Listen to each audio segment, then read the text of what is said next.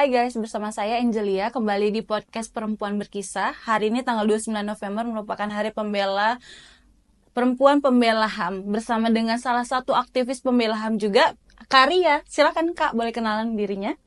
Ya, salam kenal semuanya. Selamat Hari Perempuan Pembela HAM sedunia. Aku Ria Febrianti, teman-teman sering manggil aku Ria.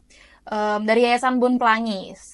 Lebih detailnya lagi sebagai pendamping korban kekerasan, terutama perempuan dan anak. Tapi selain di lembaga itu, aku juga bergabung di Jaringan Anak Muda Safe Migran Kota Batam dan juga di Kompak Batam atau Komnas Orang Muda Anti Perdagangan Orang dan Eksploitasi Seksual Anak gitu. Jadi mungkin perjalananku sebagai aktivis masih cukup singkat dan masih banyak ingin eksplor lagi ke depannya gitu. Oke Kak Ria, terima kasih perkenalannya. Hari ini sehat Kak? Sehat dong, Sehat. alhamdulillah. Alhamdulillah ya. Aku mau tanya Kak satu hal. Ya. Ini kan tanggal 29 November ya, diperingati Hari Perempuan Pembela HAM ya. Nah, kenapa sih harus tanggal ini Kak dibuat itu? Apa sejarahnya? Wah, ini menarik juga sih sebenarnya untuk dikulik. Karena sebetulnya memang kalau misalnya berbicara tentang perempuan pembela HAM, spesifikasinya itu karena dekat dengan peringatan 16 hari anti kekerasan terhadap perempuan. Nah, kalau di Batam sendiri kan kita kampanye 24 hari penuh kasih sayang ya, Kak ya. Tapi kalau dalam nasional itu diperingati sebagai 16 HKTP. Nah, sebenarnya peringatan ini, Perempuan Pembela HAM itu atau disingkat sebagai PPHAM, itu untuk mengingat ya, kalau perempuan-perempuan di Indonesia dan di dunia itu banyak loh yang bergerak untuk kemanusiaan.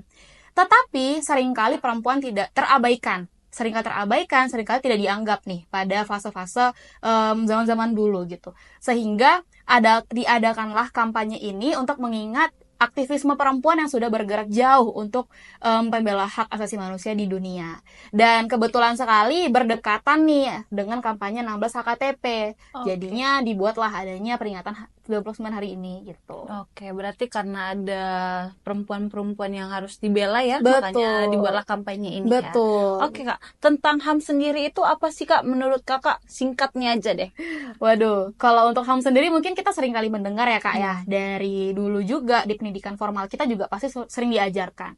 Tapi semenjak saya sendiri masuk dalam lingkup aktivisme, HAM itu bukan sekedar yang melekat pada diri manusia. Tapi bagaimana itu adalah sebuah memang yang harus ada pada diri manusia itu loh. Tidak ada yang mengukur, tidak ada yang bisa menggali lebih dalam. Tapi memang itu adalah sebuah hal yang harus ada di dalam diri manusia. Tidak ada yang harus seperti ini, seperti itu. Tapi memang itulah seharusnya yang ada dalam diri manusia. Jadi kalau misalnya kita berbicara tentang HAM, seharusnya lebih luas daripada konteks yang ada di pendidikan formal begitu loh. Apalagi untuk teman-teman yang sudah bergerak banyak untuk pembela HAM di dunia. Gitu. Berarti HAM itu adalah hal yang melekat ya dan tidak bisa diukur dan Betul. dia tidak bisa diganggu dong pastinya ya. Benar. Nah, pasti kan ada nih kekerasan atau hal-hal yang terjadi kepada para perempuan.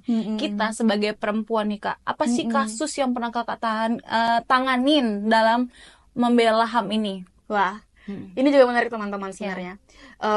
Selama aku bergabung pada dunia aktivisme, itu sebelumnya bukan langsung menjadi pendamping begitu. Tapi aku bergerak diawali dengan sebagai penyintas terlebih dahulu. Ketika sebagai penyintas terus melihat adanya komunitas yang mau menggabung, yang mau memberi ruang gitu untuk teman-teman penyintas lainnya, akhirnya bergabung di namanya itu di remaja yang masuk remaja di Reksa, lanjut lagi di Kompak di anak mudanya dan akhirnya bisa bergabung di Yayasan Bun Pelangi begitu tempat aku bekerja sekarang. Nah, dalam fase-fase itu, sebenarnya ketika berbicara tentang perempuan pembela HAM, yang dinilai adalah bagaimana kita seorang pendamping, kita seorang perempuan aktivisme, itu yang punya kerentanan, begitu Kak. Jadi istilahnya memang kalau kita kan perempuan yang mendampingi perempuan, gitu. Tapi siapa yang mendampingi perempuan pendamping ini? Nah, itu kan yang dipertanyakan. Sebenarnya kalau misalnya kita bahas tentang perempuan pembela HAM, lebih tepatnya ke arah sana begitu loh. Selain memang teman-teman perempuan itu mendampingi korban perempuan yang sudah pasti rentan dan punya selalu menghadapi kekerasan berlapis, kita sebagai pendamping juga menghadapi hal yang sama sebenarnya. Kalau untuk pengalaman sendiri, beberapa kali itu banyak sekali hal-hal yang ketika mendampingi perempuan korban, terutama di isu perdagangan orang ataupun kekerasan seksual, dan dua isu itu sekarang kan isu yang cukup cukup konkret, komprehensif dan sensitif ya Kak ya. Jadi teman-teman pendamping ya yang selalu bercerita sama Ria itu, mereka tuh pernah yang ada diikutin, pernah diuntit, terus sampai diteror gitu. Diterornya itu dalam hal media sosial, SMS begitu loh, atau dari Online WA yang memang pakai anonimus kayak gitu loh. Dan ketika kita bermedia sosial juga tidak seaman itu loh ruang di media sosial kita, apalagi untuk pendamping. Ketika mungkin kalau kita sebut itu penjahat-penjahat ya, orang-orang yang di luar sana begitu yang scamming tidak, iya, yang tidak punya yang mungkin belum paham lah, bukan tidak punya begitu loh. Ketika mengetahui bahwa kita adalah perempuan aktivis, kita mengetahui perempuan orang-orang yang berani untuk menyuarakan, mereka tuh sering sekali memborbardir balik kita begitu loh. Memangnya kadang sih ketika mendampingi itu juga banyak hal yang menjadi membuat kita tuh lebih ke sering jadi dapat titik lemahnya sebagai pendamping begitu loh Kak. Dari semua pihak sebenarnya. Ada kalanya ketika sebagai pendamping juga selain diuntit, selain diapa-apain itu tuh kayak pihak-pihak terkait itu seringkali bilang, kenapa kamu menyuarakan hal kekerasan seksual? Memangnya kamu pernah melakukan hal tersebut ya? Memangnya kamu berasal dari mana gitu loh? Atau emangnya kamu memberikan ruang gitu loh? Apalagi ketika kita menyuarakan tentang kontrasepsi deh. Nah, perempuan punya hak untuk memberikan diri mereka bahwa saya maunya punya kontrasepsi gitu, atau hal-hal yang sensitif lainnya tentang seksual.